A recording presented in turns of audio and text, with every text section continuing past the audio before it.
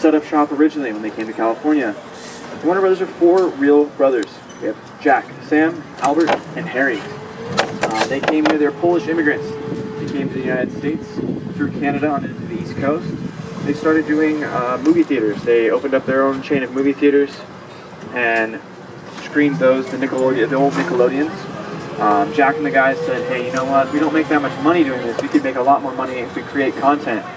So that's when they came to California. 1923, just on the other side of Mount Wayne, on Sunset Boulevard, they opened up Sunset Studios. It's the current home to KTLA, one of the local affiliates here. Our first big actor at that time, he was a dog. Does anyone have any clue who that dog was? Any guesses? Rin Tin Tin. You're the first person in like 2 weeks that's gotten that. It's well, not even the fact that you're old. I've had older people that said like, oh, it's Lassie. I'm like, no, not Lassie. Now Rin Tin Tin. Rin Tin Tin was the man. He made a ton of money for us, as well did the first talkie picture, first movie with actual voice and dialogue, which was The Jazz Singer. It had only about a minute of dialogue in the entire film, but it revolutionized the movie industry. Warner Brothers was the first motion picture company to actually add sound like that. We used to always have music playing, things of that nature, but with that it changed everything. Movie theaters hated us because they all had to add sound systems to get the voice to be heard. So those 2 pictures made us a lot of money. We were then able to come over here to Burbank, where we then set up shop. In 1927, we bought this lot from First National Pictures. We've been here ever since. To my right, my PLL fans. We used this as a hotel. In the first season, we put ice machines out here, put numbers on the doors, and a hotel sign over here behind this car. That's how all of our buildings are. They all either look like something that they're not. So for this, we wanted to look like a hotel, so they leave it without any of the labels, nothing on the front. As you notice, not many of our buildings have signs. The only one that had signs was the one we passed back there, is the Warner Brothers television department. Jack Warner said anything for the picture. So that everything on the lot had to be able to be used in filming in one way or another. And currently, I think, I'm trying to get whose production offices in here. I think that might be the people from ground floor. One of our television shows on the lot. Right here on my right hand side we have a bus stop, guys. There is no bus that comes here on the lot. You can sit there all day long. No bus is coming to get you. Just in case you want to film up some pickup shots, get out of the street, someone stay at the bus stop. That's why we have them all over the lot. More Pretty Little Liars stuff on the right hand side. This is the high school parking lot to Rosewood High School. Put some school buses in here and some cars, have some kids walking around. You have yourself a high school parking lot. To my left, this building with no title. We put an NBC logo up there for the show Entourage. We have that. They filmed on our lot. They also recently filmed the Entourage movie. They did a lot of filming here, so when that comes out here next year, you're going to see a lot of stuff from that.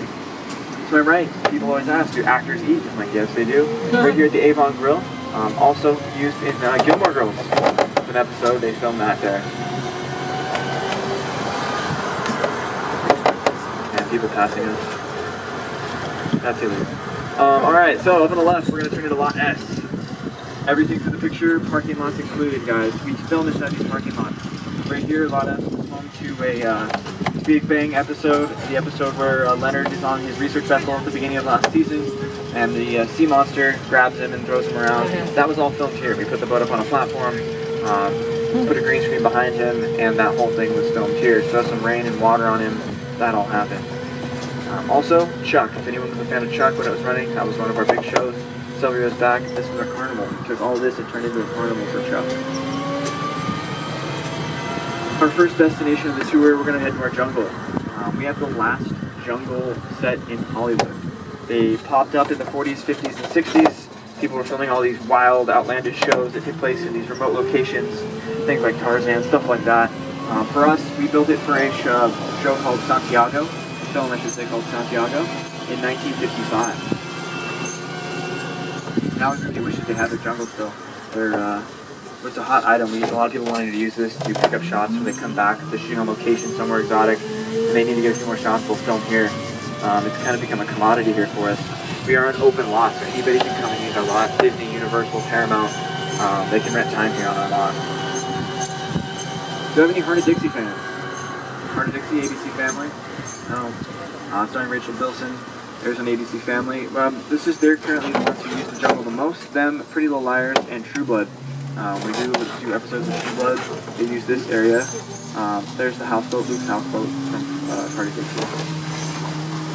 Okay, it's a little cooler in here, so I came here. Keep us a little cooled off. We have over 250 varieties of plants in here, guys. From ivy to bushes to bamboo. The bamboo on the right hand side, all the bamboo was brought in for a David Carradine film called Kung Fu. Now my PLL fans, right here on the left, you may notice this from the first season. This was the cabin they went to and had the party. Like episode maybe 3 or episode 4. And then the barn, that's where all that took place in these 2 locations. This house is also the Rammer Jammer in Heart of Dixie. It's also Merlotte's in True Blood. The cabin was built for a show called Invasion that came out in 2008. Prior to this, behind the building was the front of the house to the, what do you call them? Oh, dang it, I know them. It's gonna bother me. Why am I blanking right now, guys? I haven't even had lunch yet. If I was in food coma, I'd remember. Oh, the Waldens, got it. It hit me. The Waldens, if you never watched that famous show, it was one of our big shows. Their home was back here behind this building. In front of the building here, it's not real stone, it's actually fiberglass. We'll get into more of that cool stuff later, but it's a lot more practical for us to put fiberglass and plastic on these buildings because it's easier to take it down if you want to change it. We'll try and not get wet here. Dodge the sprinklers. Off to your right, you're going to see our lagoon. A lagoon. Lagoon holds 250,000 gallons of water. It takes 9 hours to fill it up and 12 hours to drain. To my left, real quick, before we get back to the lagoon, anyone see Jurassic Park? You have seen Jurassic Park. Okay, not our movie, it was Universal's, but in the early 90s when that movie was made, they were just about to finish up making the movie and a huge hurricane hit Hawaii. Wiped out a lot of the sets, knocked down a lot of trees, tore everything up over there. It was a mess. So, Steven Spielberg had to pick up a few more shots they wanted to get. They came here and they filmed the Must Go Faster scene, where Jeff Goldblum's in the back of the Jeep and they're running from the T-Rex. What we did is they'd come down this 60 to 80 yard stretch of the jungle, they would cut, go back, and they shot this 3 times. So that whole scene was just right here, back and forth. Wow. Alright, some more lagoon stuff. Lagoon, it has an asphalt bottom. We can paint it any color we want. I've seen it painted blue for a Caribbean theme. We use this at the Bahamas. It's been mucky, like, you know, any kind of, like the swamp. It's been the Everglades. It's been everything. Even the ocean. They did some shots for Free Willy 2 here, surprisingly. I know, like it's a freshwater body of water. There would never be a whale in a fresh body of water, but underneath there are heating elements that heat the water up to a nice, comfy 85 degrees. This looking down this way into here, this is also used in Gilmore Girls. Also along here, this is when Rory's driving home from school and she hits the deer, that episode. That was all done right here. To my left, PLL, this is where the Rosewood, this is the forest of Rosewood. This is where you see the girls walking around. I'm going to go through here really quick.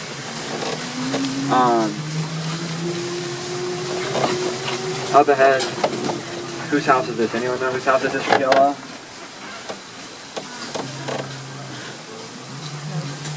The De Laurentiis house. There's the De Laurentiis house. That's a facade. That home is not real. Inside there's nothing. There's no floor, nothing inside there. So for that, they'll roll up, shoot the people going in the front of the house, and then they cut and do the interior on a soundstage. This right here is a wagon and a bush. So they call it a bush wagon. We pull it up here with a forklift or a tow truck to put it in place. And this is to help block that house for Heart of Dixie, because anytime Heart of Dixie's using the lagoon over here, you don't want to see the De Laurentiis house from PLL. A lot of fans of both shows watched the shows and they would pick up on that right away. To my right, the lagoon also was home to Katsumoto's place in Last Samurai with Tom Cruise. The scene at the end when Tom Cruise goes to rescue Katsumoto, we put a bridge that went across here towards the house. The house, this was all changed to look like a 19th century Japanese home. And the whole shootout that took place between the soldiers and Tom Cruise took place right here. If you look, there's burn marks on these trees. You see these black spots. That's from squibs that they fired on here through that scene, actually. They burned black marks. They used to be more prominent, but over time they're starting to wear off. Also, most famous thing that the lagoon is noted for in television, in ER. George Clooney There's an episode called Hell and High Water. He was nominated and won an Emmy for that episode, that performance in there. Over on the far side of the lagoon, they built a storm drain. George Clooney saves the child from the storm drain, and that took place right over there.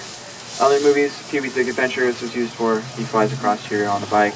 Also, television, Dukes of Hazzard, this was part of Hazzard County. Almost every show is filmed here. At some point, The Mentalist has used this, all of our shows. This house right here, this little cabin, this was used, one of my favorite shows. Anyone watch Dexter?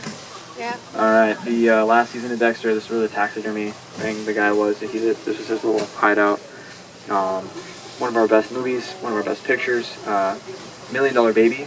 This was the restaurant they stopped at on the end of the movie where he gets lemon meringue pie. That's this little house here. Alright guys, we're going to leave the jungle. We're going to head to Warner Village really quick. We'll show you this. Warner Village used to be known as Laramie Street. This is where our westerns used to be filmed. Prior to this, it was all dirt road and western-style buildings. Looked like the Wild Wild West. This was built for Cheyenne, our first TV show. Jack Warner was very hesitant to get into TV. He says TV doesn't have a place in this business. He says, I think TV won't last, it'll die. Eventually he adapted, and we started off with westerns. We did Colt 45 here. One of the most popular westerns we did was The Shootist, John Wayne's last film. The last western ever filmed here was Wild Wild West with Will Smith. It was a Universal film. They burnt the whole street down actually for that. It was kind of on its way out anyway, and so they said, hey, can we burn it down? Sure. 2004, 2003. He asked the producers and a lot, what kind of stuff would you like to see us put in over here? They said, you know what, we want to see an upscale, suburban, New England style neighborhood. They built these buildings. Each building is exactly the same square feet. All inside offices. These are homes to all the writers for the show. So Two Broke Girls, there's their writer's office. These are all facades as well. We only film the outside, so we'll show people maybe walking in the streets, walking up to the door, because inside we have lovely people working long hours. So we get frustrated sometimes. Left, Hannah's house, Pretty Little Liars. We'll get a good look at that. We'll pull up here. That's the home to the, that's where the writers for Michael Molly, that's the Michael Molly office right there. Also, one of my favorite movies, I always bring it up, not many people have seen it, but the Muppet movie with Jason Segel, when they go trick-or-treating, this is the house they walk up to in that. Seinfeld, anyone, the last ever episode of Seinfeld took place on this street when they were in Connecticut. They used this street as the neighborhood in Connecticut for that. House on the right, 190, that's a sticker. All that brick is a sticker. It's not like the other one with the rock on the building back there, that was fiberglass.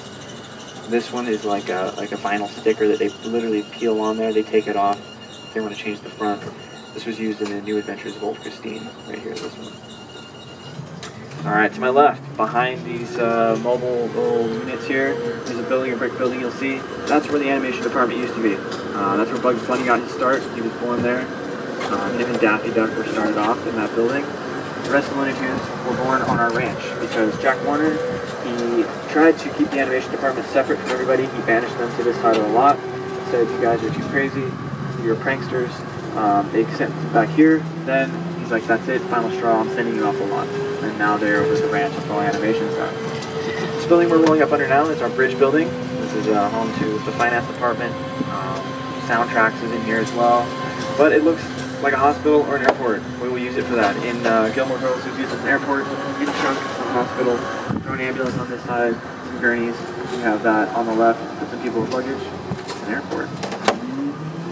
Now, my Big Bang Theory fans. Did you even see the episode where with the bird on the windowsill outside the apartment? Oh, yeah. Alright. So, one day, about a month or two ago, I saw this exotic-looking bird on the lot over here. I was going by the bridge building, and I'm like, that is a really exotic-looking bird. It had this long tail, and I was trying to figure out, like, what is that from? I recognize the bird. Well, it was the bird from that episode of Big Bang Theory.